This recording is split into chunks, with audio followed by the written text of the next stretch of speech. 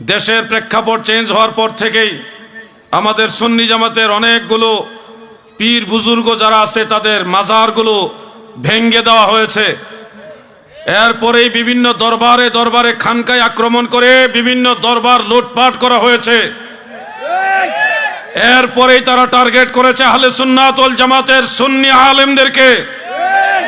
আমরা দেখেছি গতকাল আমাদের সুন্নি জামাতের উজ্জ্বল নক্ষত্র, আমাদের সকলের ভালোবাসার মানুষ মুফতি গিয়াসউদ্দিন আত-তাহিরি সাহেবকে ষড়যন্ত্রমূলক মিথ্যা মামলা দিয়ে হয়রানি করার অপচেষ্টা চালানো হচ্ছে। আমরা নিজে শুনেছি, রেকর্ডে রয়েছে, তাহিরি সাহেব ওই মাহফিলের মধ্যে প্রশাসনের প্রশংসা করেছে, পুলিশ প্রশাসনকে সাপোর্ট দিয়ে কথা বলেছে, তাদের সহযোগিতা করার কথা বলেছে। পুলিশ প্রশাসনের লোকেরা তারা আমরার লোক, আমরা তাদের লোক, এইভাবে আন্তরিকতার সাথে তাহিরি সাহেব কথা বলেছে। কোথাকার কোন অজ্ঞাত লোক তৃতীয় পক্ষ হিসেবে পুলিশের একজন ভাইয়ের উপরে, তারাও আমাদের ভাই, পুলিশের উপরে আঘাত আসলে আমরা কষ্ট পাই, কারণ প্রশাসনকে আমরা ভালোবাসি। তারা আমাদের কারো না কারো ভাই, কারো না কারো সন্তান, কারো না কারো পরিবারের লোক।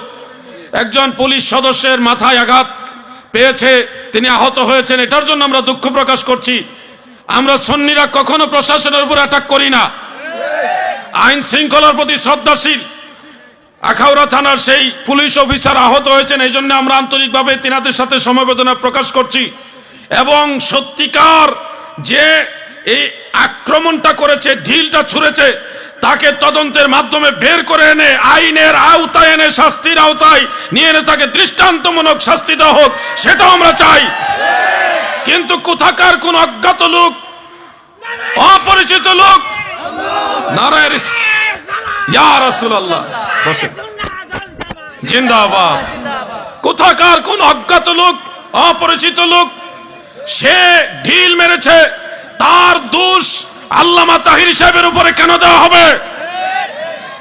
সেখানে তো তাহিরি সাহেব প্রশাসন বিরোধী ছিলেন না, প্রশাসনের পক্ষে ছিলেন। যদি মাহফিলের অনুমতি না নিয়ে থাকে, এটার দায়ভার মাহফিল কমিটি নিবে, তাহিরি সাহেব কেন নিবে?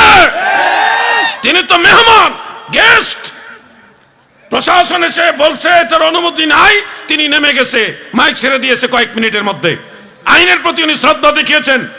কমিটি পারমিশন নিতে না পারলে এটা কমিটির দোষ হবে।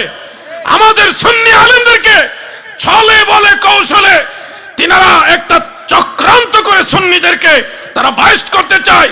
মনে রাখবেন, শুধু তাহিরি সাহেব নয়, বাংলার জমিনে কোন সুন্নি আলেমের উপরে যদি অন্যায়ভাবে আচরণ করা হয়, সেটার পাল্টা জবাব সুন্নি জনতা দিবে। প্রয়োজনে ৭১-এর পরে ২৪ হয়েছে, ২৪-এর পরে আরেক ৭১ বাংলার জমিনে কায়েম হবে ইনশাআল্লাহ। সুন্নিরা নরম নয়, তারা শান্তিপ্রিয়। আমরা আইনের প্রতি শ্রদ্ধা রেখে বলছি, প্রশাসনের সকল ভাইদেরকে আপন ভাইয়ের মতো ভালোবেসে বলছি, আমাদের তাহিরি সাহেব সহ কোন সুন্নি আলেমের বিরুদ্ধে কোন ধরনের ষড়যন্ত্রমূলক মিথ্যা মামলা চলবে না, এগুলি প্রত্যাহার করার বিনয়ের সাথে অনুরোধ করছি। আমরা আপনাদের শত্রু না, আপনাদের শত্রু হইল ওই ওয়াহাবি নজদির গোষ্ঠীরা।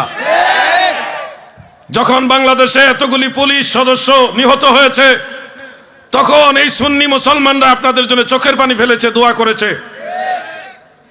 এই জন্য পুলিশ প্রশাসনও বোঝা দরকার আপনাদের আপনকে পরকে। এই দিন দিন না, আরো দিন আছে, এই দিনে টেনে নিবে সেই দিনের কাছে। ঘুমন্ত সিংহকে জাগাবেন না। বাংলাদেশে সুন্নি মুসলমান রাজপথে নেমে গেলে নবীর দুশমনেরা, ইয়াজিদ গোষ্ঠীরা পালিয়ে যাওয়ার সুযোগ পাবে না।